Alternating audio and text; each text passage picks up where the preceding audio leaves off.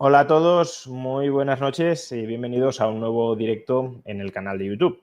Hoy es 1 de abril, pero dentro de unas pocas horas será el 2 de abril. Será el 2 de abril tanto en Europa como un poco más tarde en Estados Unidos.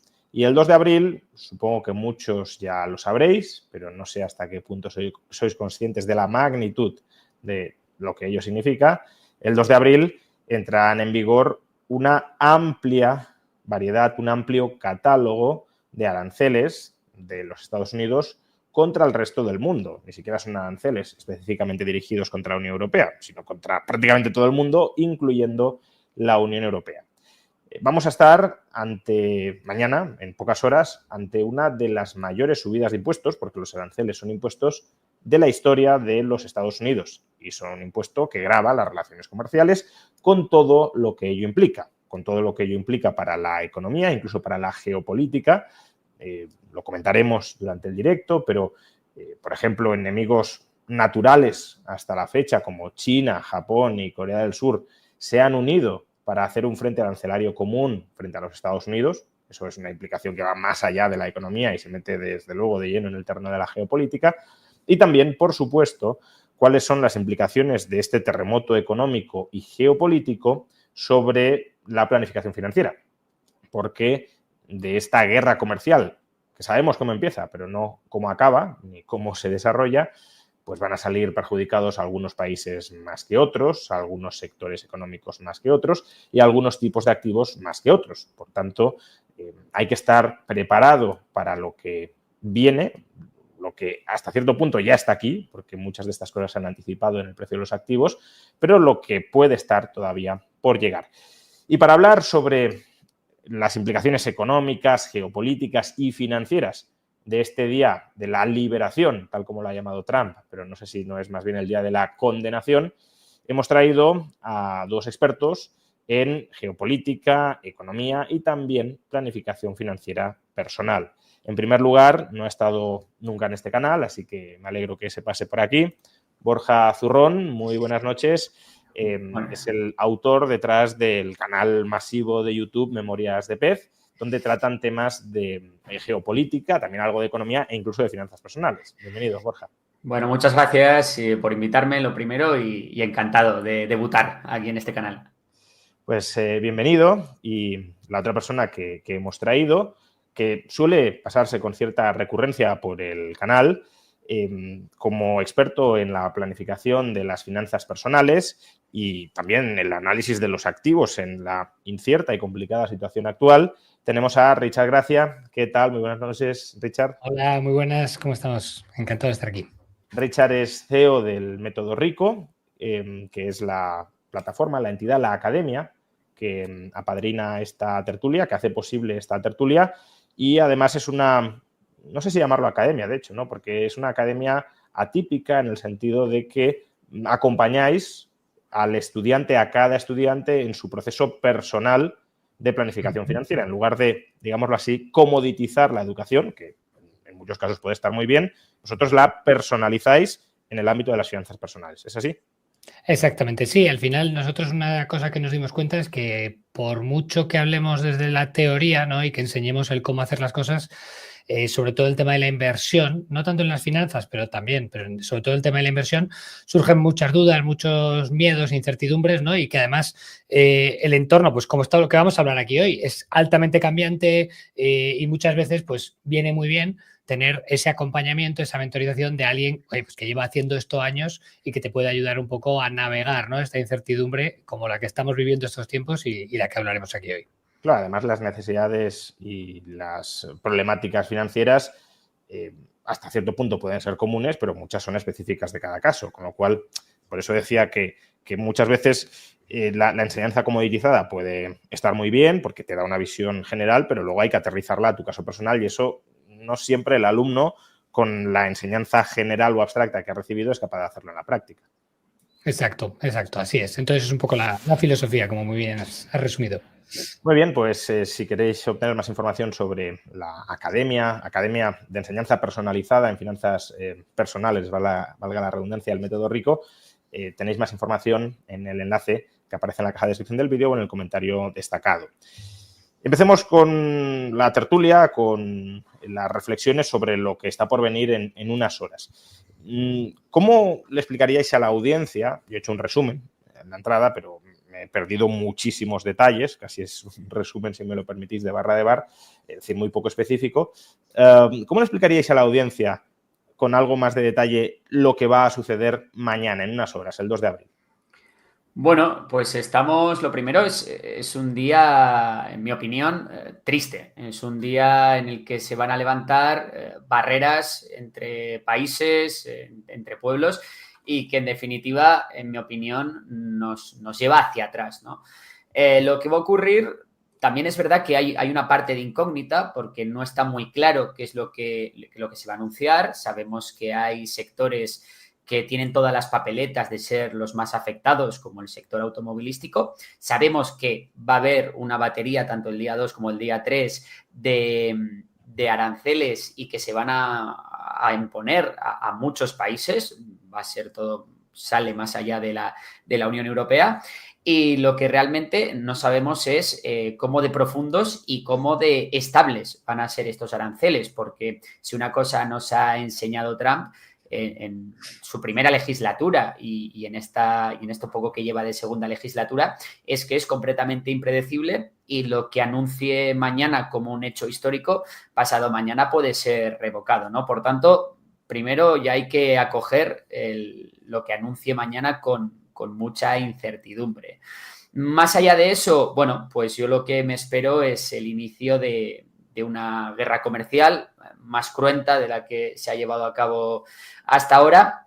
Y bueno, sí que parece que los distintos bloques geopolíticos o los distintos países más relevantes sí que poco a poco, pues bueno, empiezan a reaccionar, ¿no? Empiezan a unirse, empiezan a hacer planes de contingencia y empiezan a intentar independizarse comercialmente de Estados Unidos, ¿no? Y esto al final, ¿qué provoca? Además de sufrimiento y una posición peor para los consumidores estadounidenses.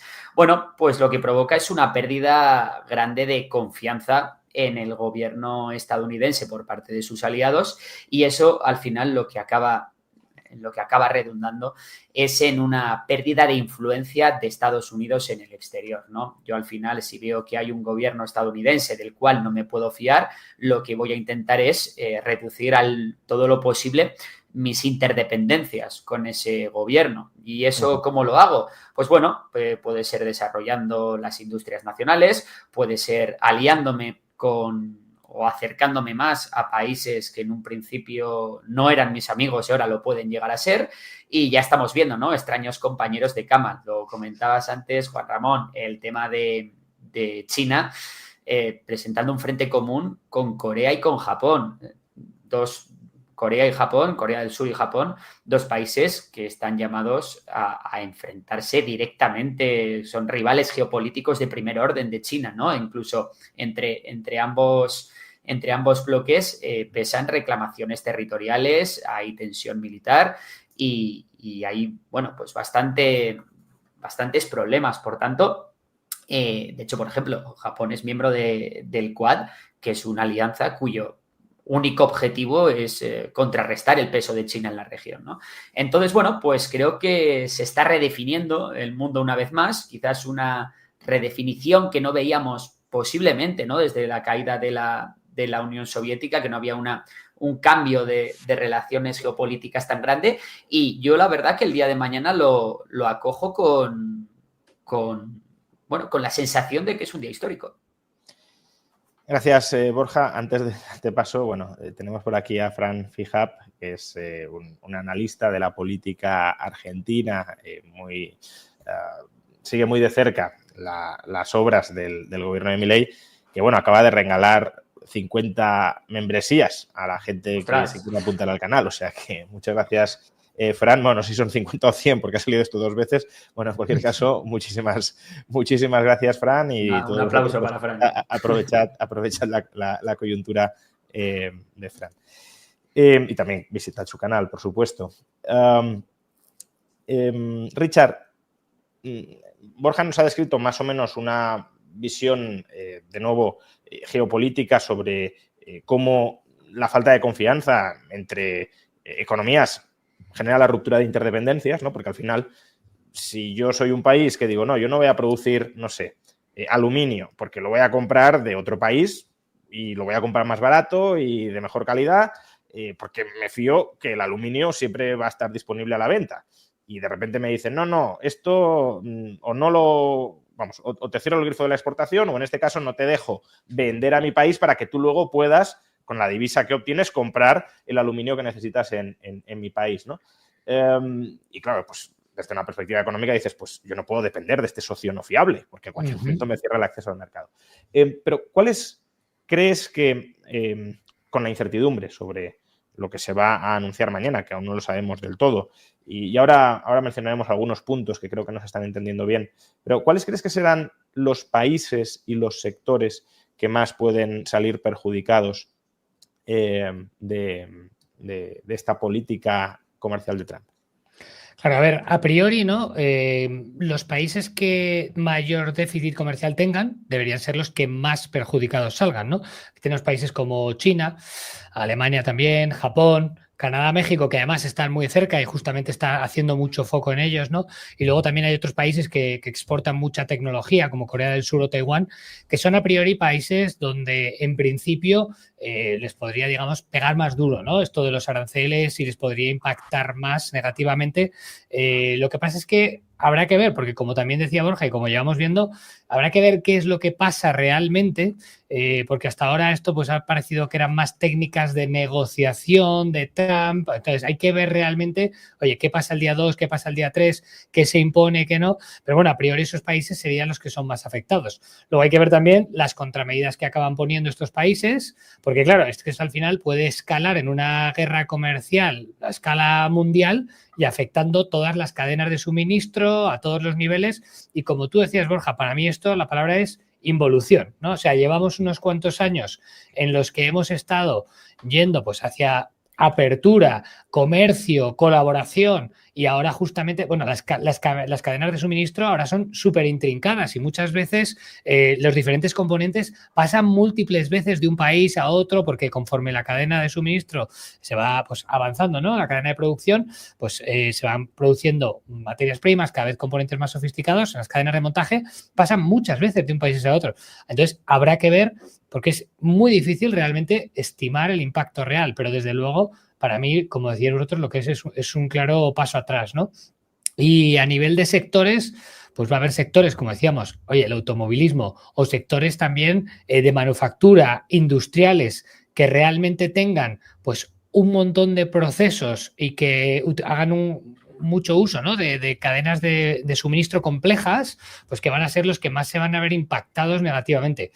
¿Hasta cuándo? Pues yo creo que es muy difícil de estimar y más aún porque no sabemos exactamente cómo van a ser exactamente esos aranceles. Tendremos que ver mañana y pasado, ¿no? Hacia qué lado cae la moneda, digamos, y qué es lo que acaba pasando. Pero desde luego, totalmente de acuerdo en que es un paso atrás y que esto ya ha puesto muchísima inestabilidad en el mercado. Ya hemos visto cómo ha afectado negativamente a muchos de los activos, renta variable y por contra, justamente, pues el oro, ¿no? Que es un activo mucho más refugio, pues se ha empezado a disparar normal, porque es que justamente los inversores, al final, de este tipo de situaciones, el dinero es miedoso, ¿no? Lo último que quieres hacer es perder dinero, pues buscas esa estabilidad en activos como el oro, que es lo único que te puede, entre comillas, salvar. Sí, y una cosa que tenemos que tener en cuenta, perdona, es también el objetivo que tienen estos aranceles, porque damos por hecho que el objetivo de los aranceles es equilibrar la balanza comercial y proteger la industria estadounidense, pero hay que ver si el objetivo realmente no es simplemente lo que decía ahora Richard, de presionar políticamente para el día de mañana tener la sartén por el mango en una negociación, que son cosas muy diferentes. No es lo mismo poner un arancel a una industria muy concreta que poner aranceles generales como lo que se quería hacer con Canadá y México. Uh-huh. Un poco ilustrando lo que comentaba Richard de un antecedente histórico que creo que es bastante cercano, es el arancel Hawley-Smoot de 1930, que también lo aprobaron, por cierto, los republicanos. Y fijaos cómo el flujo comercial desde 1929 hasta 1933 se va contrayendo progresivamente. ¿Por qué? Pues porque uno sube aranceles, el otro también los sube o devalúa la moneda, entonces devalúa aún más la moneda del otro. Al final pasas de un flujo mensual de 3.000 millones de dólares a uno de 1.000 millones. Es decir, te cae el flujo comercial en 2/3, que se dice pronto. Y eso en un momento donde el mundo estaba mucho menos, esto también lo ha comentado Richard, mucho menos interrelacionado de lo que está ahora, ¿no? Las cadenas internacionales de valor no eran tan intrincadas. Era más comercio de yo produzco el bien A y tú produces el bien B y lo intercambiamos. Pero ahora es yo produzco un input muy específico dentro de una cadena de valor muy compleja, te lo paso y luego me lo reenvías. Entonces, claro, cargarte eso es cargarte la especialización global, ¿no? Bueno, y además incluso tiene también unos costes ocultos, yo creo, brutales, porque a nivel burocrático, o sea, para cualquier empresa eso te añade una carga de complejidad también, yo creo, importante, ¿no? Que al final desincentiva mucho ese tipo de comportamientos y a ver cómo lo gestionas, que es que yo creo que para algunas empresas va a ser muy complicado. E incertidumbre, porque claro, también es lo que comentaba antes Borja, dice, bueno, a lo mejor esto se impone mañana y al día siguiente ya no está, pero claro, ¿tú cómo planificas como empresa una inversión a largo plazo dentro de este marco regulatorio tan incierto, ¿no? Y en ese sentido, Richard, si puedes comentarnos un poco, porque lo has dejado de caer de pasada, pero creo que es importante también que lo visualicemos, ¿cómo, es decir, muchas de las cosas que van a pasar mañana ya están anticipadas en los mercados financieros? Entonces, tú has mencionado que la bolsa ha sufrido, pero ¿cuánto ha sufrido la bolsa durante los últimos meses? Porque además, esto también es un poco llamativo, ¿no? Cuando gana Trump, hubo un arreón en los valores bursátiles, generando unas expectativas de bajada de impuestos, de desregulación, que desde luego incrementarían mucho la productividad y los beneficios de las empresas dentro de Estados Unidos, pero luego eso empieza a revertirse y tenemos una caída bursátil importante que va en paralelo, como has dicho, con la subida del oro, que es ese termómetro de incertidumbre, ¿no? Totalmente. De hecho, bueno, la bolsa más, bueno, el índice, ¿no? Digamos más conocido, el S&P 500, que es el que habla todo el mundo, pues llegó a estar por encima de 6.100 y ahora está, pues, en torno, está oscilando 5.500 y pico, 5.600. Ha sufrido una caída importante. Es verdad que descontando o anticipando gran parte de lo que pueda pasar mañana, ¿no? Pero hay que ver, porque al final, claro, una cosa es lo que está descontando el mercado y luego, si esto se alarga, hay que ver realmente el impacto real que tiene. Entonces, yo no descontaría que depende de cuánto se alargue esta guerra comercial, si se empieza a recrudecer, si realmente, por supuesto, tiene un impacto en los beneficios de las empresas, porque al final la bolsa lo que sigue son los beneficios de las empresas. A día de hoy, todo lo que está haciendo es descontar esa especulación, esas hipótesis, esos escenarios, pero realmente no ha impactado significativamente a los beneficios de las empresas. Pero si esta guerra comercial se alarga y se recrudece, ahí es cuando sí que creo que las bolsas, los índices y muchas acciones, especialmente, como hemos dicho, depende de qué sectores y cuáles no, pero en general, pues puede llegar a sufrir, ¿no? Y más aún si esto provocase alguna recesión en alguno de los países, etcétera, ¿no? Entonces, el escenario que se plantea ahora es de máxima incertidumbre y muy complicada a la hora de invertir, por eso yo creo que hay que ser relativamente defensivos, pero flexibles a la vez, porque con Trump, como hemos dicho, es que no se sabe lo que se puede esperar, ¿no? Sí, y aquí hay que ver cuánto nos acerca este escenario de una guerra comercial total a gran escala, cuánto nos podría acercar a una estanflación, ¿no?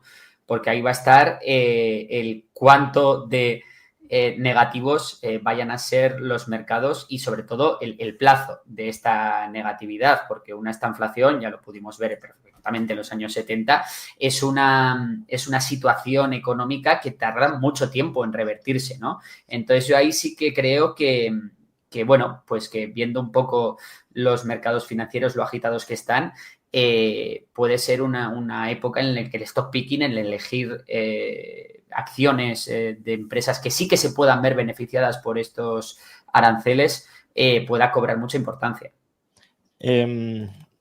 Decíais, o decía Richard, el riesgo de que estos aranceles generen una recesión. Yo diría que eso no está ni mucho menos descontado, es decir, si queremos una cierta probabilidad, sí, pero una probabilidad muy alta, no. Y hace unos días, lo compartía hoy en Twitter José Luis Cárpatos, el GDP Now de la Fed de Atlanta, que de alguna manera intenta como traquear, como estimar en tiempo real la evolución del PIB, ya está dando una contracción del PIB una vez se corrige una distorsión muy importante que había a los datos de PIB. Y es que durante las últimas semanas se ha importado mucho oro a los Estados Unidos como forma de anticipar, oye, si vas a subir los aranceles sobre el oro, lo traigo ahora y ya luego lo compro dentro sin aranceles, ¿no? Y esas importaciones de oro no aparecen como importaciones dentro del PIB y, por tanto, no restan realmente capacidad de crecimiento o, más que capacidad, resultado de crecimiento, ¿no? Pero fijaos que en este gráfico la Fed ya está corrigiendo por esa distorsión, el GDP Now ajustado por oro, y estamos, según el GDP Now, pese a ello, o Estados Unidos estaría en recesión. Creo que hay muchas otras, es decir, no, esto no es ciencia exacta, pero desde luego de estar creciendo a un ritmo del prácticamente 3% a entrar en contracción del PIB, pues el efecto de los aranceles sería muy potente. Y decía, esto no lo descuentan del todo los mercados. ¿Por qué creéis que no lo descuentan? Porque me ha parecido entenderos como que de alguna manera los mercados siguen confiando en que esto sea algo pasajero, que no haya venido para quedarse, que sea un susto con costes altos, que además puede reducir el crecimiento potencial por toda la incertidumbre estructural que genera, pero que no se va a cargar Trump los flujos comerciales internacionales. ¿Es así? Yo creo que efectivamente los mercados sí que descuentan esto que estamos hablando de la incertidumbre, pero es que dentro de la incertidumbre incluye ciertas probabilidades de que el escenario de la guerra comercial pues no sea tan apocalíptico como lo parece a día de hoy, ¿no? Porque al final estamos viendo que, bueno, la caída del S&P 500, si no recuerdo mal, ahora mismo es de entre un 10 y un 12%, y es una corrección, pues bueno, tiene su importancia, pero no es una gran corrección como la que hemos visto en otros momentos complicados, ¿no? Ni mucho menos como la que vimos en 2008, ni siquiera como la que vimos, por ejemplo, en 2018 siquiera, ¿no? Entonces, bueno, yo creo que todavía los mercados no se fían, yo creo que están expectantes y luego es que yo creo que también realmente nadie sabe si todo esto que se va a anunciar va a ser rectificado más adelante, ¿no? A mí lo que más me preocupa es, bueno, si vamos hacia un escenario de esta inflación, porque al final esta guerra comercial va a provocar cierta inflación, a mí lo que me preocupa es qué herramientas tienen los bancos centrales o el propio gobierno para hacer frente a una situación así con los tipos de interés tan altos, ¿no? Porque estás como... hay muchas fuerzas ahora mismo que están haciendo de contrapeso y no tengo muy claro cómo puede acabar eso.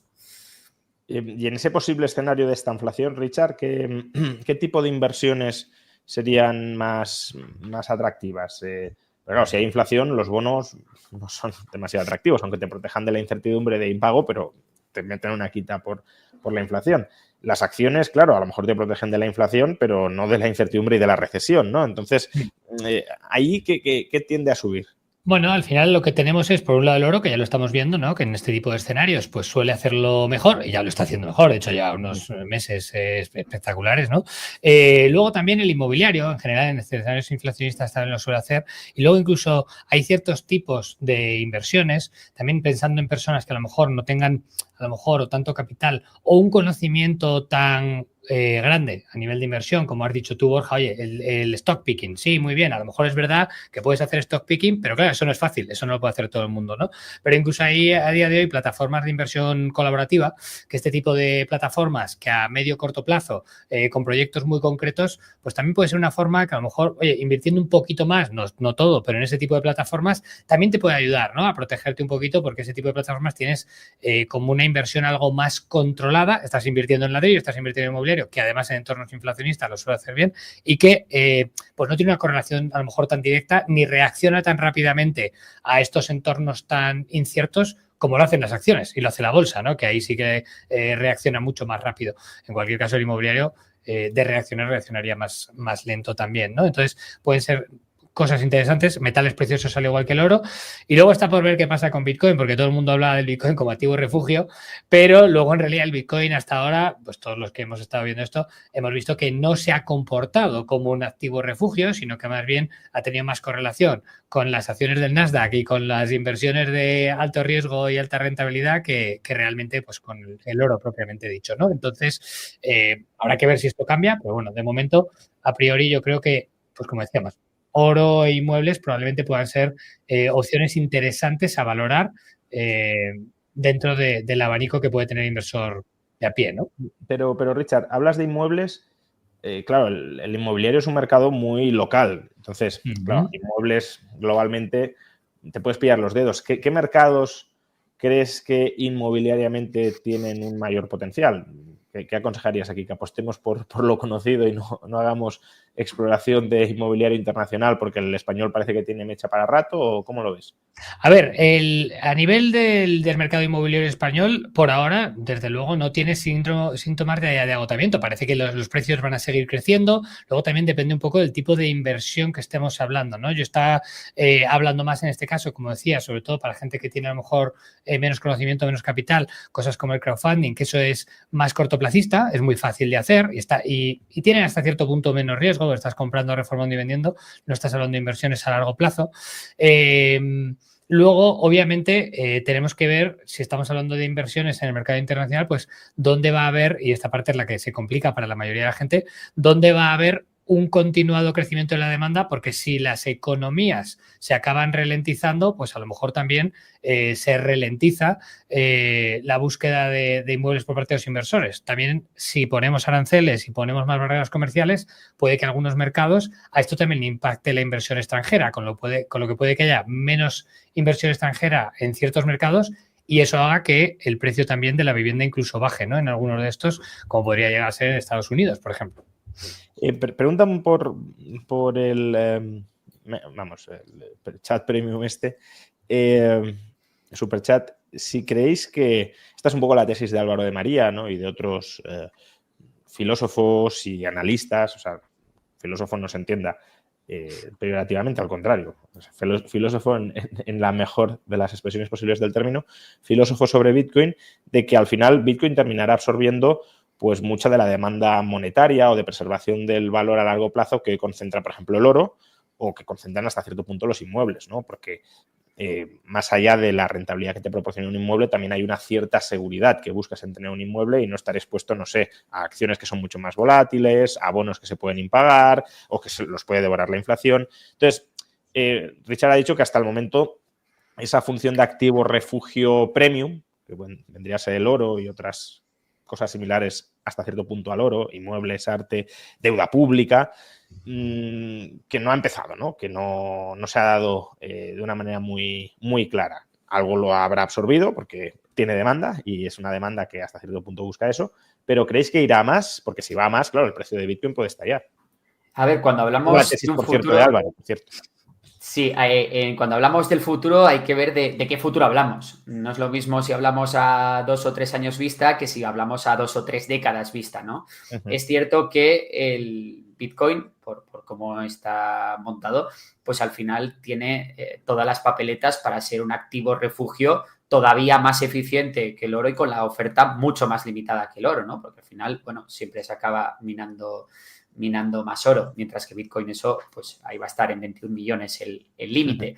Respecto a la vivienda, la vivienda, bueno, pues si hablamos de un corto medio plazo, puede ser algo interesante según las condiciones macroeconómicas, pero a largo plazo es verdad que hay una tendencia demográfica mundialmente que puede hacer que la vivienda sufra, ¿no? Porque al final ya estamos viendo cómo los países que reciben menos inmigración y que están desarrollados empiezan a perder población, inclusive la propia China, y cómo ahora, por ejemplo, en la Unión Europea, si no fuera por la inmigración, ya estaríamos perdiendo población a una velocidad tremendamente alarmante. Por tanto, bueno, es verdad que hay una parte sociocultural de que cada vez hay más tipos de familia y, por tanto, para la misma población se necesita más vivienda, pero también es cierto que es que la cantidad de de gente que va a vivir en muchos lugares va a ser mucha menor. Por tanto, tendemos a pensar en la vivienda como un valor súper seguro, pero no está ni mucho menos exento de riesgos, más allá de lo que aparte luego te quieras complicar la vida, que teniendo Bitcoin, pues no te la complicas en absoluto o teniendo oro, Ahí, ¿no? si me permites, Borja, añadiría un par de tendencias también que creo que son importantes considerar, que es la tendencia a concentrarse la población en grandes núcleos urbanos, que a eso también va a afectar, porque sí que es verdad que va a haber zonas que se despoblen, pero que las grandes megalópolis, las grandes ciudades, va a ser difícil que se despoblen, un Londres, un París, eso tiende a concentrar. Y luego también el teletrabajo y la flexibilidad laboral también va a afectar, ¿no? Al final va a haber sitios donde se puedan convertir en polos de atracción, de talento, de gente, porque cumplen unos requisitos que para la mayoría de la gente, pensando pues en un Bali, ¿no? Por ejemplo, cosas así, que también, oye, pues siguen atrayendo muchísimo a la gente. Entonces, solo completar eso, que sí que creo que habrá sitios donde efectivamente tenga un impacto muy negativo, pero puede que haya otros en donde esas dinámicas igual, pues no sean tan claras que se compensen para producir un impacto negativo en el precio. Y de hecho incluso podemos considerar como activo refugio la inversión no directamente en propiedad, sino en SOCIMIS o REITs, ¿no? Que al final hay REITs especializados. Si hablamos de macro tendencias, podemos hablar también del envejecimiento de la población y de que, por ejemplo, hay REITs especializados en residencias de ancianos o en hospitales o en centros de datos. Quiero decirte que siempre hay cómo jugar este tipo de tesis a favor de una macro tendencia. Vamos, que no es tan sencillo como decir, meto el dinero en vivienda y ya conservo el valor. No, a ver, vivienda hay mucha, pero no toda es buena, ¿no? Pero claro. Es verdad que para la mayoría de la gente es más fácil y más entendible entender el invertir en ladrillo y hasta cierto punto, si lo hablamos a un medio plazo y no a un muy largo plazo, te diría yo que es menos arriesgado porque es menos volátil, ¿no? que otro tipo de activos. Pero es verdad que no significa que el activo, yo no soy partidario de la tesis de el ladrillo es la inversión segura y nunca pierde valor, ¿no? Que dicen a veces la gente por ahí por internet, porque eso todos sabemos que no es cierto. Pasó en 2008 y ha pasado otras veces. Eso no... Y en España el riesgo regulatorio, que no se nos Y en olvide España tampoco. sí, no, eso también lo hemos sufrido bastante. Esto también lo comentaban en el chat, ¿no? Dice, bueno, ¿hasta qué punto es un activo refugio la vivienda si aquí te la asalta el poder político y las hordas que envía el poder político contra la vivienda de propiedad, ¿no? Otra pregunta que me gustaría formularos es, esta tiene un componente más geopolítico, pero creo que nos ayuda a conformarnos una cierta expectativa sobre qué puede pasar y qué no, es ¿qué creéis que busca Trump con estos aranceles, ¿no? Y dejadme que formule un poco la pregunta porque mucha gente en el chat está diciendo Borja Zurrón es comunista, ¿cómo lo traes a este canal? A mí me sorprende que un comunista, bueno, Marx defendía el libre comercio, pero como forma de acelerar el desarrollo del capitalismo, ¿no? Pero que esté criticando los aranceles no es algo demasiado intervencionista. Pero yo creo que hay parte de la audiencia que está diciendo esto, supongo que porque tienes un tono crítico con Trump por la guerra comercial, como que no le das la razón a Trump, y claro, si no le das la razón a Trump, eres anti-Trump y eres woke y eres de izquierdas y eres comunista, ¿no? Pero hay un argumento que me gustaría que tocarais, que está vinculado con lo que puede buscar Trump, que es, claro, la Unión Europea, por ejemplo, está poniendo el grito en el cielo de, oye, que me van a subir los aranceles, pero hasta hoy la Unión Europea tenía aranceles medios en prácticamente todos los sectores más altos contra Estados Unidos que al revés. Por tanto, si los aranceles son tan malos, ¿por qué la Unión Europea imponía esos aranceles a Estados Unidos y ahora se queja de ello, ¿no? Otra cosa es que, claro, hay muchos que dicen, e incluso con esta subida arancelaria, la Unión Europea tendrá aranceles más altos que Estados Unidos. Y eso ya es un despropósito porque están haciendo las cuentas de Trump. Y es incluir el IVA como arancel, ¿no? Y eso no tiene nada que ver. Sí, vaya por delante que yo soy un europeísta convencido en el sentido de que creo que es el proyecto político más exitoso de la historia porque ha provocado que países que antes se mataban entre ellos en muy poco tiempo hayan pasado a convivir pacíficamente los unos con los otros. Pero es verdad que la Unión Europea a veces tiene estas cosas, ¿no? Que pone el grito en el cielo exactamente por los aranceles cuando tiene aranceles o pone el grito en el cielo en cuestiones de defensa cuando muchos de los países de Europa no cumplen con los compromisos que adquirieron cuando entraron en la OTAN, por ejemplo, ¿no? Entonces, a ver, yo entiendo ese argumento, pero igualmente creo que no es una solución óptima el ir a la guerra en este aspecto, ¿no? Igual presiona para que quiten los aranceles, pero no estamos viendo una actitud del gobierno ahora mismo estadounidense que vaya encaminada realmente a que Europa o el país que sea quite los aranceles. Lo que estamos viendo es cómo proactivamente se está haciendo una campaña que nos conduce a la autarquía. Entonces, a mí es un argumento que si bien tiene una parte de razón, se me queda un poco flojo porque no creo que realmente la voluntad del gobierno estadounidense sea responder a los aranceles europeos, ¿no? Eso por un lado.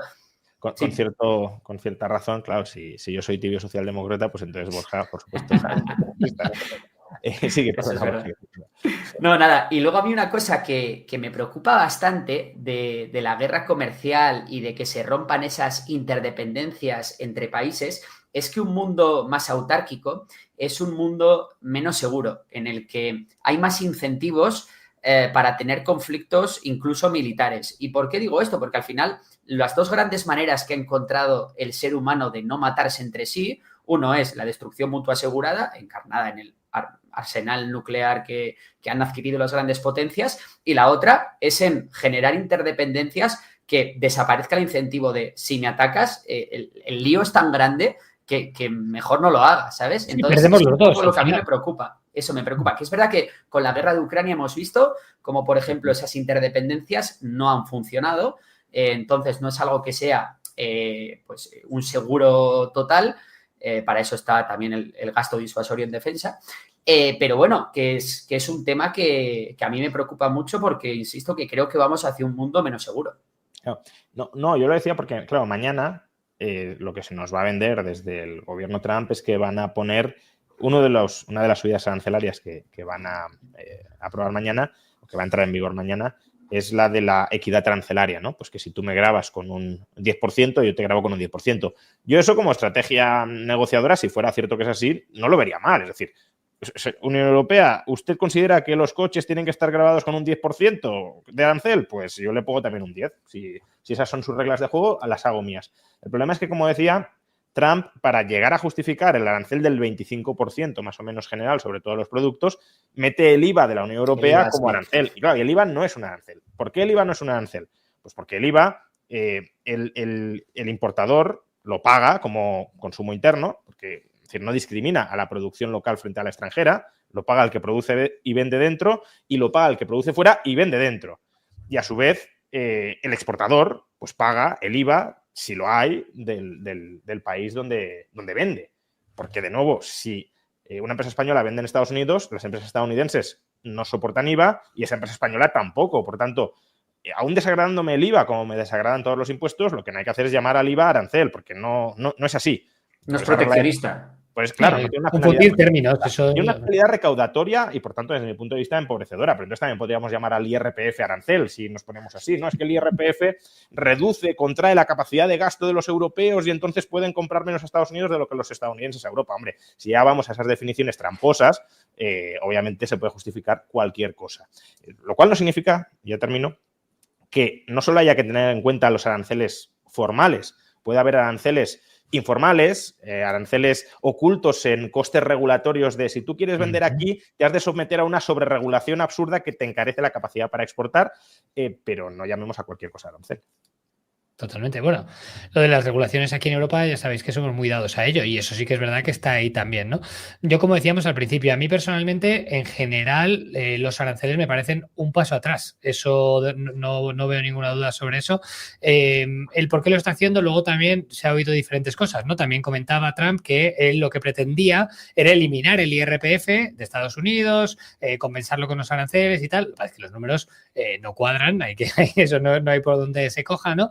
Entonces, yo por eso también soy más dado a pensar, aunque ya veremos, decir, oye, por un lado es verdad que creo que Trump lo utiliza como arma arrojadiza de negociación y por otro lado, lo que tú decías, oye, hasta cierto punto él lo ve como una justicia, es decir, y es hasta cierto punto comprensible, es decir, oye, si tú me impones un arancel del 10, yo te pongo uno del 10, si tú me pones uno del 20, yo te pongo uno del 20.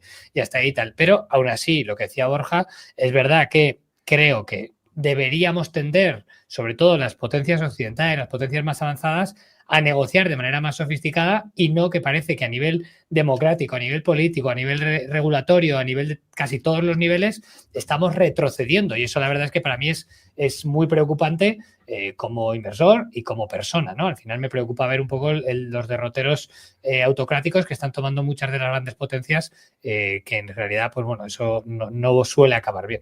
Pero entonces, vuelvo a la pregunta que formulaba antes. ¿Qué creéis que busca Trump con esta guerra comercial? Porque Borja decía, yo no creo que busque que la Unión Europea baje aranceles y quite regulaciones. Yo no lo tengo tan claro, ¿eh? Puede que parte de la negociación sí termine yendo por ahí. Y creo que en cualquier caso deberíamos hacerlo, nos lo dicte Trump o no nos lo dicte Trump. Pero ahora Richard también hablaba de un propósito distinto, ¿no? Porque los aranceles pueden tener distintos propósitos y no son todos compatibles entre sí. Uno es el negociador de, oye, te pongo un arancel y para que lo quite negociemos. Otra es, te pongo un arancel y me voy a hinchar a recaudar dinero. Eso dice, luego el potencial recaudatorio obviamente no es tan grande, pero me voy a hinchar a recaudar dinero y podré bajar otros impuestos internos.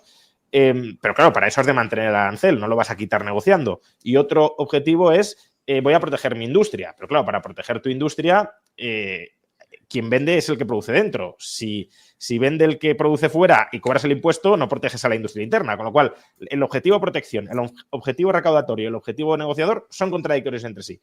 De todos ellos, ¿qué busca Trump? No lo sabe. Hay una estrategia, bueno, a veces dicen, Trump juega al ajedrez 4D. ¿Realmente juega al ajedrez 4D o va improvisando en función de los distintos bandazos que le dan los miembros de su gabinete, sus asesores?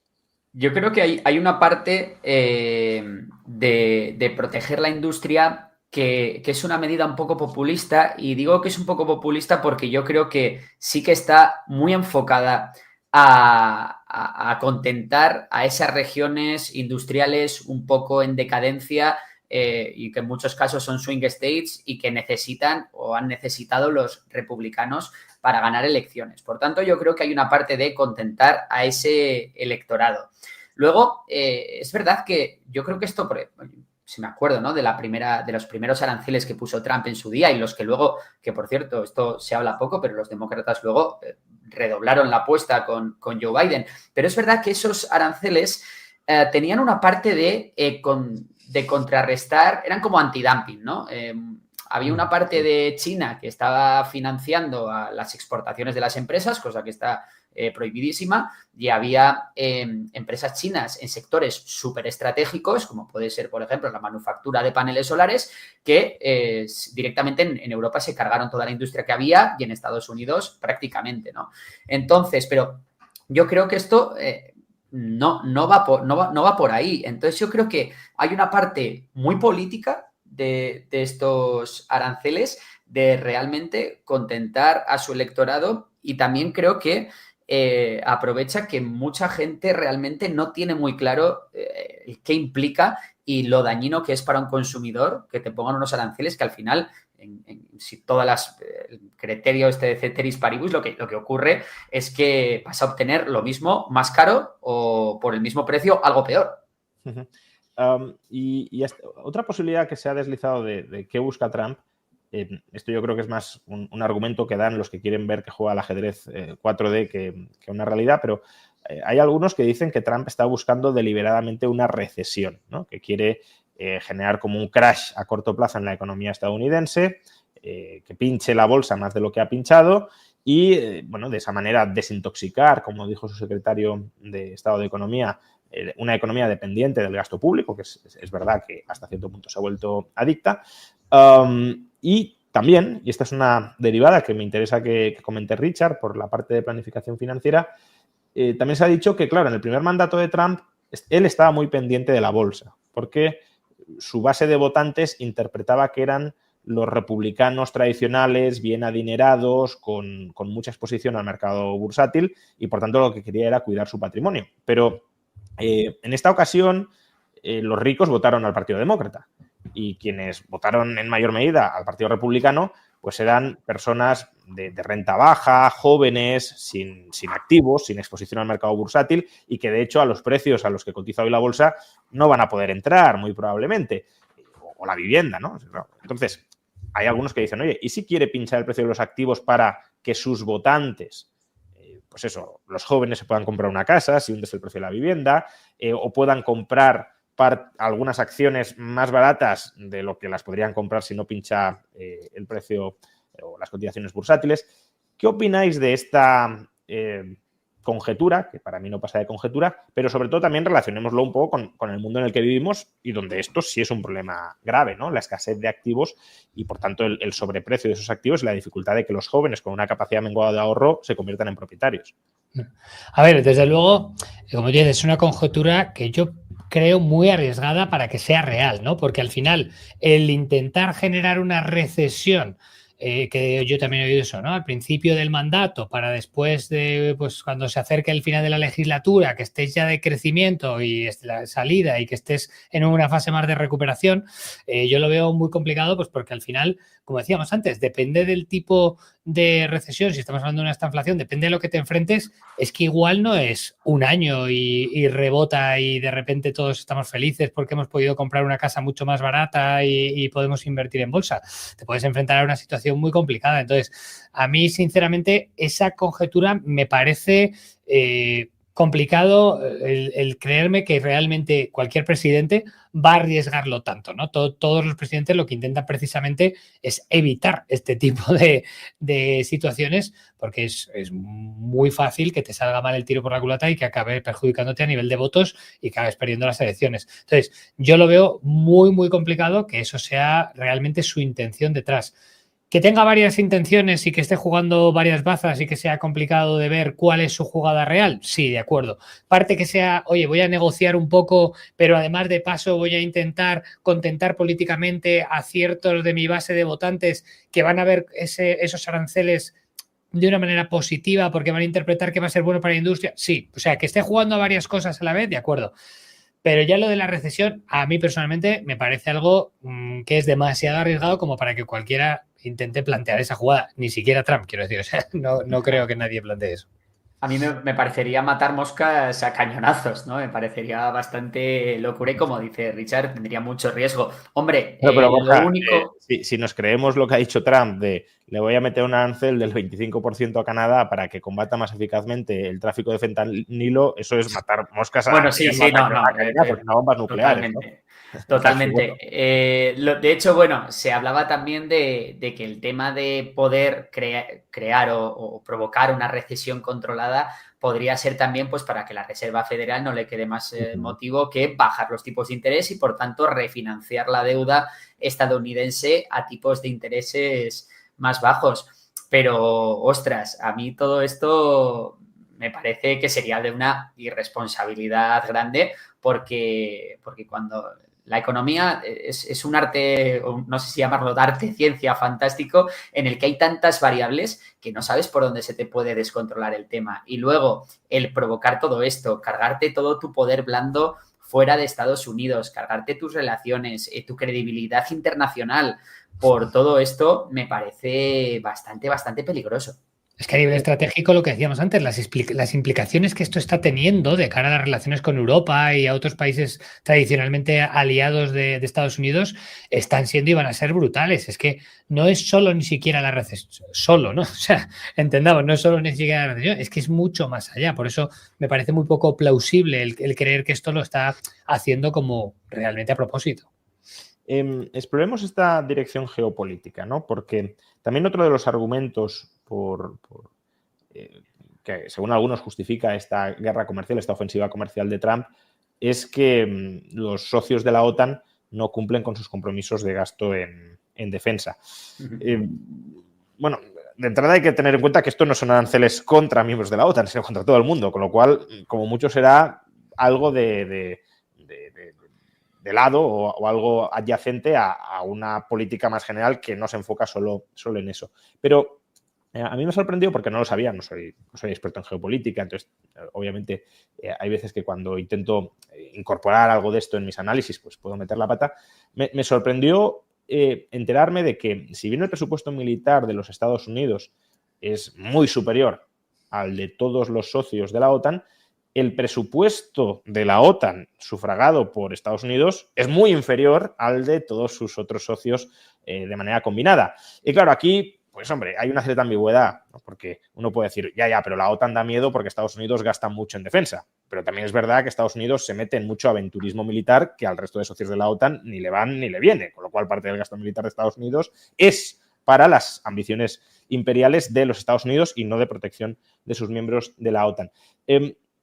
Claro, pero al final, este brete en el que estamos genera desconfianza entre los miembros de la OTAN entre sí, ¿no? Yo creo que Trump hasta cierto punto tiene una queja legítima, parcialmente legítima con sus socios, pero tampoco tan grande como habría pensado en un primer momento. Y los socios ya están planteando pues, que la OTAN no exista en el medio plazo y que se autoorganicen ellos militarmente. Pero claro, esto cambia mucho el panorama geopolítico global porque Europa estaría fuera, totalmente fuera del paraguas estadounidense y por tanto estaría expuesta a otros enemigos que hasta ahora no se atrevían a toserle quizá por estar aliada con Estados Unidos. No sé, ¿cómo veis esto? Es decir, porque una zona más arriesgada, una zona económica más arriesgada, también es una zona económica menos atractiva en la que invertir. Si tú crees que te pueden invadir, pues obviamente no vas a invertir a 30 o 40 o 50 años, o al menos parte de los ciudadanos buscarán sacar sus activos del país o parte de los activos del país por si vienen las hordas bárbaras y te invaden o no invertirán tanto como habrían invertido. No sé, ¿cómo veis esta reconfiguración de las relaciones militares entre Estados Unidos y Europa y cómo puede afectar al comportamiento de la economía europea y de las finanzas de los europeos? Aquí varias cosas. La primera es que es verdad que muchos países de la OTAN, encabezados del más grande así que menos gasta es España, no han cumplido con sus compromisos que deberían cumplir, por mucho que el gobierno español diga, pero que realmente España participa en muchas misiones de la OTAN, pero bueno, no has cumplido con lo que deberías cumplir y tu ejército está bajo mínimos, ¿no? Pero es verdad que eso no afecta a todos los países de la OTAN por igual. De hecho, vemos cómo los presupuestos de defensa son mayores según nos vamos acercando a Rusia, ¿no? Desde los países bálticos, podemos hablar de Finlandia, podemos hablar de Polonia, etcétera.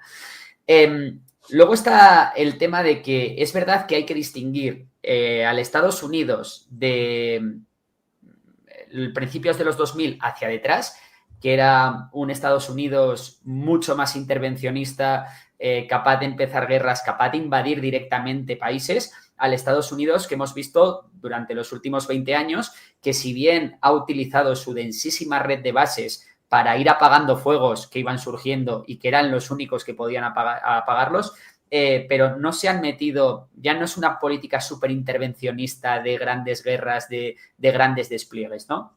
De hecho, Estados Unidos, por ejemplo, por poner una de las grandes crisis que sufrió la seguridad mundial cuando el Estado Islámico avanzaba en 2015 por Siria y por Irak, esperó hasta el último momento a intervenir cuando ya no le quedaba otra, ¿no? Entonces, bueno, yo por esa parte creo que Estados Unidos ya hay que quitarle un poco ese papel de generador de conflictos que sí que tenía hace 20 años, ¿no? Y luego, el tema de Europa, claramente, pues oye, por un lado, estás viendo que te has quedado atrás en lo que a inversión en defensa respecta, y no tanto en inversión monetaria, sino también en cómo no has conseguido integrar los ejércitos europeos y tienes 27 ejércitos diferentes planificados de forma completamente independiente y sin contar las especializaciones de cada país. O sea, ha sido una organización bastante caótica. Y luego otra cosa que quería apuntar es que es verdad que ahora mismo quien tiene un problema es la industria de defensa norteamericana. ¿Por qué? Porque en la época en la que el armamento de última generación está tan conectado, en una época en la que dependes de constantes actualizaciones de software, por ejemplo, para los cazas de combate, en un momento así, claro, necesitas que tu proveedor de armamento sea un proveedor confiable, en el que sepas que si hay un conflicto no te va a cerrar el grifo. Es decir, ¿cómo confía ahora, por ejemplo, la Unión Europea en un Starlink, en un caza F-35, en un sistema HIMARS? Es muy complicado porque no sabes si de repente en un hipotético conflicto con Rusia, por ejemplo, Estados Unidos se va a poner de lado. O en el caso de España, que yo creo que España nos las vamos a ver con Trump, porque entre que ahora mismo, pues Pedro Sánchez es vamos a decir, del sector progresista, es una de las cabezas mundiales, porque no hay muchas. Y entre eso y nuestro poco gasto en defensa, creo que sí que vamos a ver cómo en algún momento Estados Unidos nos va a buscar las cosquillas y nos las puede buscar de una manera muy clara, que es pues alentando a Marruecos, ¿no? Entonces, bueno, pues tendremos que prepararnos para eso y Europa tendrá que hacer los deberes que no ha hecho en las últimas décadas. Cierto, tú tienes una visión entiendo, muy positiva de un ejército europeo, integrado, bien coordinado y centralizado. Yo, desde gran parte de ignorancia, no tengo una visión tan positiva. Pero bueno, otro que no la tiene es el profesor Bastos, que ya muchos conocéis, y que lo tendremos pronto en el canal justamente para tratar estos temas de, bueno, hasta qué punto la centralización militar es tan buena opción, porque, no sé... Tiene riesgos, ¿eh? Si hay una invasión a gran escala, ¿Bruselas va a priorizar defender las fronteras de España o las fronteras, no sé, de Alemania, ¿no? Pero bueno, es otro debate. Solo quería meter la cuña para que no parezca que... No, y tiene riesgos de que si hay también un cambio político en países muy importantes de Europa, esa planificación central también se te puede resquebrajar en un momento en el que no se puede resquebrajar. Tiene obviamente, riesgos. Perdona, Richard. Entonces, claro, en este panorama en el que las amenazas militares contra Europa y España, que no tienen por qué ser coincidentes, se incrementan. Claro, aquí la inversión y la planificación financiera, no sé, por ejemplo, inversión inmobiliaria en Ceuta y Melilla, pues a lo mejor no es la mejor opción, ¿no? Evidentemente. Pues va a haber zonas, Europa del Este, por ejemplo, pues va a ser una zona pues mucho más crítica, ¿no? Todo lo que pueda ser Polonia, todas las zonas más colindantes con Rusia, evidentemente esa zona pues se va a percibir como con más riesgo y con razón, obviamente, porque si se va a poner a invadir, no va a decidir empezar por Londres, empezará por las zonas más fronterizas, ¿no? Finlandia, Estonia, Letonia, todos estos países, pues ahí tienen un riesgo adicional, o como tú decías, pues Ceuta y Melilla, ¿no? Es verdad que tenemos ese conflicto que cada vez parece más plausible con Marruecos también, y ese tipo de inversión, pues son cosas a considerar, que hay escenarios... Incluso Canarias, ¿no? Es decir, incluso Canarias, obviamente. Canarias, bueno, un destino de inversión turística e inmobiliaria tan potente, bueno, ¿hasta qué punto está descontado ese riesgo, no? No, es claro, y son cosas que hay que considerar, ¿no? Como inversor, sobre todo si estás hablando de inversión inmobiliaria a medio o largo plazo, que ese tipo de inversión suele ser medio o largo plazo, pues hasta hace, te diría yo, no sé, 2 años prácticamente este tipo de riesgos parecían imposibles, ¿no? Si hubiéramos dicho, oye, que Estados Unidos se iba a volver contra Europa, pues no parecía un escenario probable, pero hoy en día, pues como inversor, lo que decíamos antes, tú lo primero que tienes que hacer es intentar no perder dinero, ¿no? Esa es tu primera obligación casi como inversor. Y para eso, pues tienes que tratar de no exponerte o no exponer tus inversiones a activos. A nivel inmobiliario, como dices, pues va a haber zonas que tengan más riesgo. Entonces, pues habrá que ser más cauto con ese tipo de inversiones. Y luego lo que hablábamos antes, pues habrá sectores, por ejemplo, el tema de la defensa, pues mucho de esto ya ha empezado a subir, tal. Luego habrá que ver realmente en qué se materializa, en qué no se materializa, porque muchas veces los mercados son muy rápidos y luego si las expectativas no se cumplen, pues puede que sea negativo, ¿no?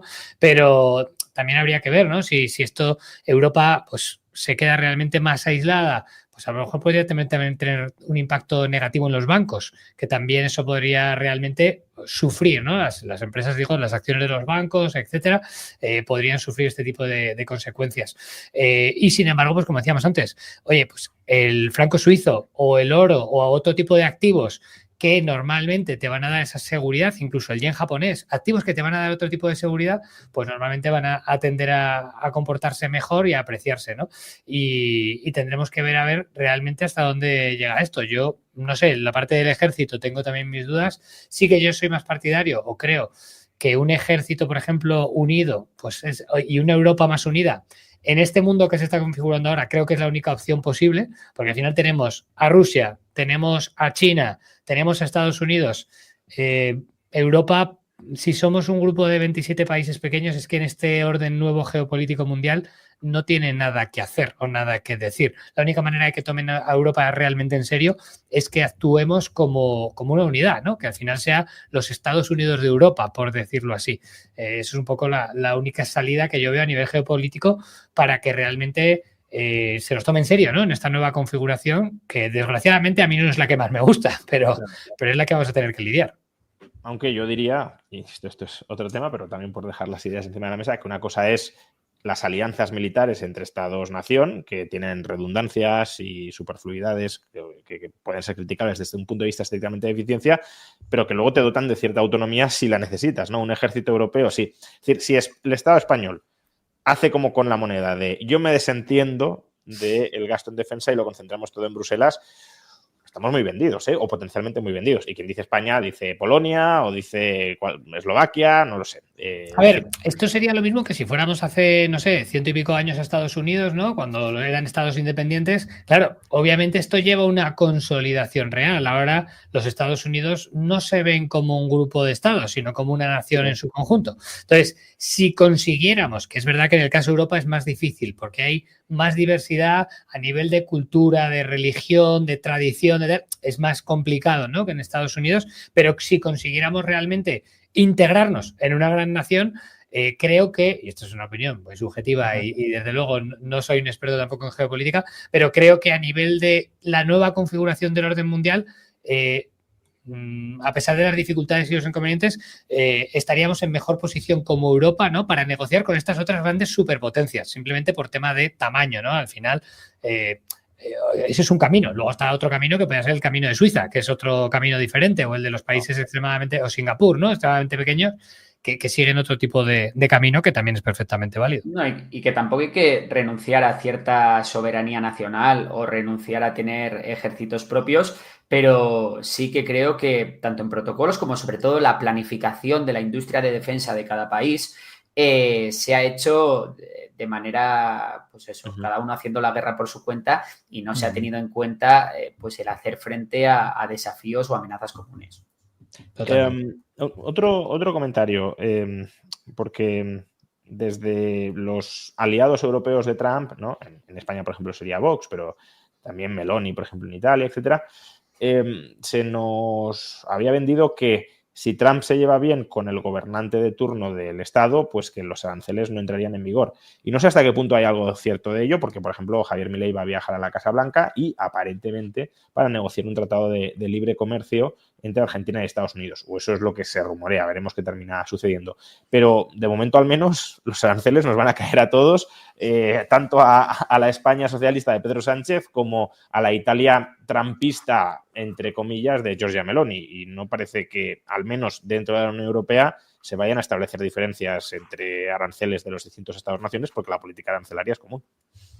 Bueno, ahí está el America First, ¿no? Que al final ellos realmente es que no defienden, o sea, es un poco incongruente también esta parte y es complicada, ¿no? A nivel de defenderlo, porque al final Trump siempre ha estado diciendo America First y eso sí que es coherente con poner aranceles a todo el mundo independientemente de esto. Pero luego, claro, es verdad que a nivel de alianzas políticas, aquí en Europa sí que tiene sus aliados, ¿no? Ideológicos. Y ellos, pues supongo que están defendiendo, de hecho, de manera un poco incoherente, las políticas de Trump, porque nos están perjudicando. En lo cual, ese sí que es un discurso, yo creo, muy difícilmente defendible desde un argumento razonable. Sí, yo lo que veo es que de momento hay 3 países que se libran de la quema. Por un lado, tenemos es verdad que Argentina parece que esa lealtad política le puede sacar cierto rédito. Luego tenemos a Israel, que de momento ha recibido carta blanca e incluso se ha sumado Estados Unidos a las presiones y amenazas contra Irán para que ésta no complete su programa nuclear, que yo creo que es donde vamos a ver el próximo gran conflicto en los próximos meses o a medio plazo, pero vamos, que eso en algún momento creo que va a acaparar titulares. Y luego tenemos a Rusia, que de momento sí que parece que hay cierta sintonía entre ambas administraciones y bueno, parece que ambos países ya están preparando sus negocios para el momento en el que haya un alto al fuego y ha dicho, ¿no? Estados Unidos como bueno, pues que está dispuesto a levantar sanciones cuando sea el momento. Así que, bueno, salvando esos 3 países, creo que de momento el resto no se libran de la quema, ¿no? Veremos también con Reino Unido, con quien parece que de momento sí también Estados Unidos va guardando, de momento, las formas, Y también bueno, Australia, ¿no? Se comenta, porque Estados Unidos tiene superávit exterior con Australia, entonces dice Trump que ahí a lo mejor le dan un trato diferencial. Pero bueno, básicamente anglosfera, para entendernos, y ciertos países que no son anglosfera, pero que son leales a la anglosfera, o algunos dirían que la anglosfera es leal al Estado de Israel, ¿no? Pero bueno, ese es otro tema. Cambiando de geografía y también, por tanto, de mercados y de activos, porque antes Richard ha mencionado el caso, por ejemplo, del yen y de la deuda pública japonesa. Y ya lo hemos también mencionado en varias ocasiones, pero claro, esta puede ser una reordenación geopolítica brutal, ¿no? En Europa estamos muy ensimismados mirándonos el ombligo, pero donde pueden cambiar de verdad las cosas muchísimo en poco tiempo es en el Pacífico. Tanto pues la relación China-Taiwán y la protección o no de Taiwán por parte de Estados Unidos, que parece que no están muy por la labor, cuanto también, bueno, como, o sea, en este caso incluso Trump a veces me parece un poco ofensivo o insultante, porque decir, no, es que Japón no invierte en defensa. Bueno, si le impusisteis vosotros en la Constitución que no podía tener ejército, ¿cómo va a poder invertir en defensa si vosotros se lo prohibisteis, ¿no? Como potencia colonial u ocupante. Entonces, ahí hemos visto esos movimientos muy preliminares, ¿no? De alianza China, Japón, Corea del Sur. ¿Cómo creéis que se va a reordenar ahí el tablero? ¿Va a salir Estados Unidos del Pacífico por entero? Y si es así, ¿cómo influye, pues no sé, en el estatus de activo refugio del yen? Porque claro, si te puede invadir China, que no sería una excepción histórica que hubiese un enfrentamiento militar entre China y Japón, claro, la inversión en un pasivo del Estado japonés quizá no sea la mejor opción. Lo del yen se lo dejo a Richard, que seguro que lo controla más que yo. A ver, yo creo que hay dos dinámicas. Desde luego, por un lado, podría afectarle positivamente porque es un activo refugio diferente también el yen y no está tan directamente implicado a día de hoy en estos conflictos, ¿no? O no está tan aparente, pero luego es verdad que está también ese riesgo geopolítico que sí, obviamente, entrase en un confrontamiento más directo con China, y el riesgo está ahí, porque al final, obviamente, uno de los papeles clave que ha tenido Estados Unidos ha sido como un gran estabilizador, ¿no? De hecho, ha habido un periodo bastante grande, en general, de mucha paz a nivel global, gracias al papel predominante claramente de Estados Unidos. Cuando normalmente hay un relevo o un cambio en la potencia predominante, ahí suele haber un periodo de inestabilidad. Y en ese periodo de inestabilidad que va a surgir probablemente de la competencia entre China y Estados Unidos por ese dominio hegemónico mundial como primera potencia predominante, pues ahí dependerá un poco de lo que suceda, y una de esas consecuencias puede ser que China, igual que ha hecho Rusia, pues continúe con, y lo que está diciendo también Estados Unidos, ¿no? Que lo ha dicho también con Groenlandia y lo ha dicho con Panamá y tal, pues que continúe esa parte más imperialista, y Japón es un candidato, pues bueno, de hecho ya lo has dicho tú antes, Borja, tienen conflictos abiertos con muchas islas del Pacífico, está el tema de Taiwán. Obviamente, si eso escalase en una guerra tradicional, ¿no? Y no en un conflicto más político, pues ahí sí que podría tener un impacto muy negativo en la economía, en el yen y en todo lo que tenga que ver pues con esas áreas más que se verían más afectadas. Sí, a ver, está claro que aunque estamos en Europa, realmente ahora la mayor parte del PIB mundial pues está localizado en la región del Indo-Pacífico, ¿no? ¿Qué pasa por allí? A ver, hasta ahora China prácticamente no contaba con aliados en el Indo-Pacífico. Teníamos a Pakistán, teníamos un poco a Bangladesh, a la Junta de Myanmar, que ahora mismo está en guerra civil, y poquita cosa más. ¿Qué está pasando ahora? Bueno, pues que China está intentando ganar influencia en otros estados a partir de que los bloques, la alianza AUKUS o la alianza Quad, a raíz de que iban surgiendo grietas por ahí, pues China va a ser oportunista y va a intentar meterse. No obstante, para mí, la gran rivalidad en el Indo-Pacífico no es tanto Estados Unidos-China, aunque sí es verdad que Estados Unidos, dentro de su estrategia de largo plazo, está centrarse cada vez más en este frente, pero para mí la gran lucha geopolítica en esta zona está más bien en el Índico, y es la que protagonizan India y China, ¿no? India es un país que ahora mismo que si no recuerdo mal es el que más crece de las grandes economías. Es un país que sigue ganando población, ya es el más poblado del mundo, mientras que China ya ha empezado a perderla.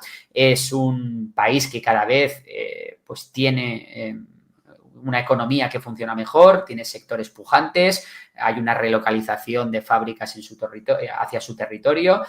Para mí es una potencia con todas las letras, que todavía su PIB per cápita es vergonzoso, no sé si es $2.500 por persona, pero igualmente sí que creo que está llamada a ser la gran potencia o sea, una de las grandes potencias junto con China y Estados Unidos de la segunda mitad del siglo, ¿no? Y creo que, bueno, en no mucho está previsto que se convierta en la tercera economía del mundo. Y creo que ahí es donde también se juega este tablero, ¿no? Y especialmente hay un par de puntos que serán de importancia capital que hay que ir echándoles un ojo. Uno es el estrecho de Taiwán, porque obviamente por todo lo que ocurre y porque por allí pasa, no recuerdo la cifra exacta, pero es creo que era cerca del 20% del comercio mundial. Y luego tenemos el estrecho de Malaca, ¿no? Que también es otro punto clave en la geopolítica mundial, porque por allí también pasa una cifra similar de los combustibles fósiles, ¿no? Que se transitan por el Indo-Pacífico. Por tanto, bueno, pues yo creo que este lugar va a ser un lugar en el que vamos a ver extraños compañeros de cama a raíz de que puedan aparecer grietas en esa alianza no escrita que había contra China. Entonces, bueno, ese conflicto, si escala, desde luego no hará que esa zona del mundo sea especialmente atractiva para tener inversiones en lo que podríamos llamar mercados emergentes, ¿no? Porque son mercados que pueden estar más expuestos a ese riesgo militar, pero luego también tienen un potencial de crecimiento mucho mayor que los mercados maduros europeos o incluso estadounidenses. No creo que lleguen a las manos. No creo que lleguen a las manos más que nada porque tanto China como Estados Unidos como India son potencias nucleares y en este caso yo creo que veremos algo más parecido a una guerra fría y que de haber algún conflicto lo podría haber en países secundarios como puede ser Filipinas, por ejemplo, ¿no? Donde ya hay bastante tensión en sus costas o países en los que hay cierta inestabilidad política. Bueno, estamos viendo la guerra civil de Myanmar, estamos viendo también Tailandia. Yo creo que ese sería el tipo de países en los que yo veo mayor riesgo geopolítico y no tanto en los grandes que al final, bueno, pues... Desde un punto de vista inversor no sería tan preocupante, ¿no? Exacto. No tanto, pero sí que puede haber enfrentamientos que pasen como pasa aquí en Ucrania, ¿no? Que al final de manera indirecta pues ha habido un posicionamiento de Europa y Estados Unidos contra Rusia que han estado enviando armas y peleando en ese territorio. Pues de manera similar puede pasar, como tú bien dices, Borja, en alguno de estos países que no va a haber a lo mejor una confrontación total de China invadir la India o de China invadir Japón, pero sí que a lo mejor en algún otro terreno de juego más neutral, pero acabe pagando un poco el pato, ¿no? Probando una guerra próxima. Una guerra proxy, que es lo que hemos visto, y desde luego lo que sí que también va a pasar mucho, y esto también va a tener un impacto importante a nivel de inversión, es, como tú decías, estas nuevo estilo de guerras híbridas, ¿no? Que va a haber mucho más ataques, ciberseguridad, robos, fake news, etcétera, y ahí, por ejemplo, todas las empresas que tengan que ver con el sector de la ciberseguridad, eso, por ejemplo, sí que va a ser algo que se vea muy afectado positivamente, porque es que eso va a ir a más, ¿no? Y las nuevas tecnologías, la inteligencia artificial, no va a hacer más que acrecentar eso, porque ya hemos visto hace poco, se supone que fue Corea, ¿no? Que robó no sé cuántos, creo que eran 1.800 millones, ¿no? De Bitcoin y tal. Al final, estamos hablando pues, de que eso yo creo que va a ir cada vez a más, y esto sí que, por ejemplo, va a ser una predicción, entre comillas, que probablemente parece muy plausible, y esto es fácil de hacer, ¿no? A la hora de inversión dentro de lo que cabe. Entonces, ya para ir terminando, mañana es el día de la liberación o de la condenación, según lo queramos ver. ¿Qué consejos prácticos le daríais al inversor frente a lo que viene mañana? Porque, claro, uno puede decir, bueno, los mercados tampoco están muy preocupados, porque si miramos la evolución de las bolsas en el día de hoy, pues hoy las bolsas han subido. claro, también es que habían bajado mucho y a lo mejor dicen, bueno, no va a ser tan grave como creíamos antes y mañana resulta que es mucho más grave y se vuelven a pegar el batacazo, ¿no? Entonces, o al revés, a lo mejor mañana nos encontramos con que mucho ruido y pocas nueces, que esto también lo planteaba Borja como una posibilidad, y las bolsas se entusiasman y se disparan porque dicen, bueno, si esto es todo lo que hay, pues tampoco es para tanto. Pero bueno, estando donde estamos y habiendo la incertidumbre que hay, ¿qué consejos prácticos le daríais al inversor? Bueno, a ver, por mi parte yo lo que diría es que es verdad que muchas veces en el corto plazo hay mucha volatilidad, hay mucho ruido, hay mucha confusión y muchas veces se mete el miedo en el cuerpo, ¿no? Pero en la mayoría de los activos, sobre todo si estamos hablando de activos intrínsecamente diversificados o de activos que en general pues pueden en sí mismos ser una categoría, como puede ser el oro o el Bitcoin, ¿no? Yo creo que ese tipo de activos en general tiende a subir.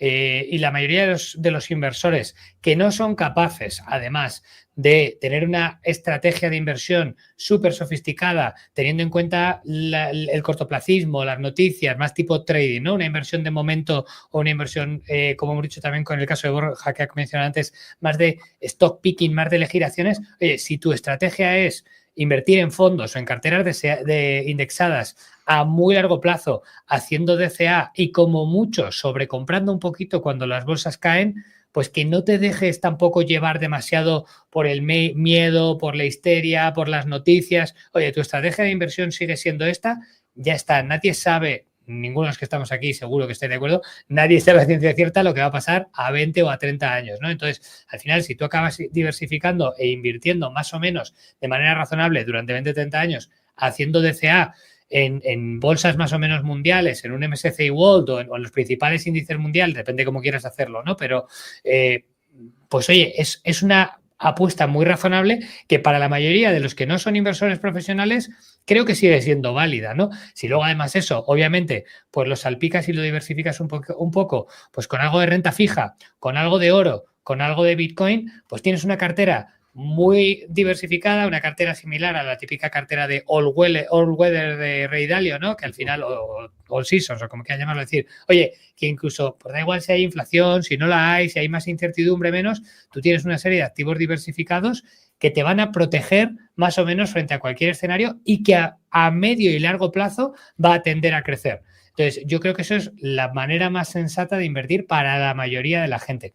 Si luego además esto lo complementas, ya por cerrar, no me espero mucho más, pero si esto lo complementas con algún tipo de inversión que tú controles y que entiendas, como hemos dicho, oye, ¿tú qué puedes controlar? Por lo que hemos dicho, oye, pues algo, por ejemplo, más cercano a ti, algún tipo de inmobiliario que tú realmente conozcas, que controles, algún house flipping, algo de crowdfunding, algún tipo de cosa que realmente tú te sea más cercana o porque tú realmente entiendes, ¿no? Ya, pues, esto se puede aplicar también en acciones, lo dicen muchos de los grandes, que al final una de las mejores maneras de invertir es en lo que tú controlas. Si tú sabes de restaurantes, pues a lo mejor hay cadenas de restaurantes donde puedes invertir y tú entiendes bien las dinámicas, los números del sector y va a ser mucho más probable que tengas bien, ¿no? Entonces yo creo que esas dos cosas en combinación y tampoco dejarse llevar demasiado ni por la euforia, ni por el miedo, ni por las noticias, probablemente sea una buena estrategia para la mayoría de los inversores. Sí, yo en mi caso decir que, bueno, creo que lo más importante en la inversión y siempre y cuando puedas permitírtelo es enfocarte en el más largo plazo posible.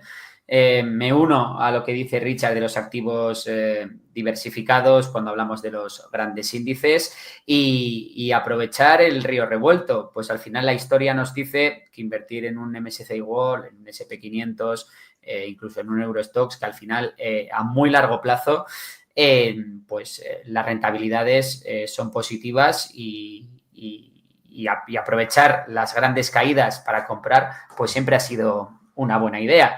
Luego, para la gente que, oye, quiera estudiar las cosas un poco más y no le importe meterle tiempo porque le guste, porque es un hobby, pues bueno, pues ahí está, creo que la mejor opción o la opción más accesible además y donde pueda haber mayores oportunidades, pues seguramente sea la renta variable. Y a mí el estilo de inversión que me gusta, pues es un estilo sin muchos sobresaltos. Invertir en empresas de calidad, con ventajas competitivas, ir traqueando esas ventajas competitivas, ir estudiándolas y operar en base a ellas. y luego siempre pues intentar comprar lo más barato posible. Tampoco puedo aportar mucho más allá de lo que ha dicho Richard. Compra barato y vende caro, ¿no? Que es el resumen. Total. No, pero creo que sí, lo de subirte a macrotendencias. Y no vender también, ese también es bueno. Subirte a macrotendencias e intentar ver dentro de una macrotendencia, pues como hablamos antes del envejecimiento de la población o cuando podemos decir del surgimiento de la clase media asiática, bueno, pues subirte a una macrotendencia intentando identificar los posibles ganadores de esa macrotendencia, pues para el que tenga tiempo, ganas y le apetezca estudiar mucho, pues puede ser una alternativa interesante. Pues muchísimas gracias a los dos por acompañarnos en esta casi hora y media de tertulia sobre cómo puede afectarnos económica, geopolítica y también financieramente el día de la liberación arancelaria de Donald Trump o el día de la condenación arancelaria que entra en vigor mañana. Mañana conoceremos los detalles y veremos cuán disparatado o no disparatado es todo. Muchas gracias, Borja, autor, youtuber del canal Memorias de Pez, un canal que muchos conocéis y seguís, porque es un canal enorme. Y bueno, quienes no lo conozcáis, si es que hay alguno, pues ahí estamos. Claro. En Memorias de Pez y en Memorias de Tiburón, tocando temas más de economía y Memorias de Pez de geopolítica. Fantástico. Muchas gracias, Borja. Y también, claro, Richard Gracia, CEO del Método Rico, Academia de Finanzas Personales personalizadas, no solo finanzas personales generales, sino también adaptadas a cada alumno, porque, claro, lo de la cartera permanente, por ejemplo, que decías, pues a lo mejor hay gente que es más conservadora y hay que sobreponderar algunos activos y otro que es más joven o más lanzada y dice, pues menos exposición en oro y en bonos y más en bolsa, ¿no? Entonces, cada persona es un mundo y, por tanto, hay que adaptar la técnica inversora y la planificación financiera a cada cual. Sí, a los objetivos también no es lo mismo que tengas, por ejemplo, pues un objetivo personal de comprarte una vivienda o un coche o tal, pues todo este tipo de cosas hay que adaptarlas y esa es la parte, ¿no?, en la que obviamente pues tener a alguien de tu lado cercano que te ayude, pues es una ayuda incalculable. Bueno, si queréis más información sobre la Academia de Inversión o de Finanzas Personales Personalizadas, el Método Rico, podéis obtenerla, más información y también apuntaros si así os convence en el enlace que aparece en la caja de descripción de este vídeo y en el comentario destacado. Tendréis ahí a Richard y a su equipo asesorando a cada uno de los que decidáis lanzaros a ese proyecto educativo. Yo me lo apunto, Richard, también. Método Rico. Pues lo dicho, muchas gracias a los dos y nos vemos en un futuro, no sé si hablando de buenas noticias o de malas, en función de lo que suceda mañana. Muchas gracias, Ramón. Muchas gracias, hasta luego. Hasta otra. Y a todos los demás, pues también muchas gracias por acompañarnos en esta hora y media. Espero que la tertulia os haya gustado. Hemos tocado temas muy distintos, pero todos ellos más o menos interconectados y espero pues que ese conocimiento que hemos intentado aportar Borja, Richard y en menor medida yo mismo como moderador, pues os pueda ser útil en vuestro día a día y también en vuestra planificación financiera. Lo dicho, muchas gracias y hasta el próximo directo.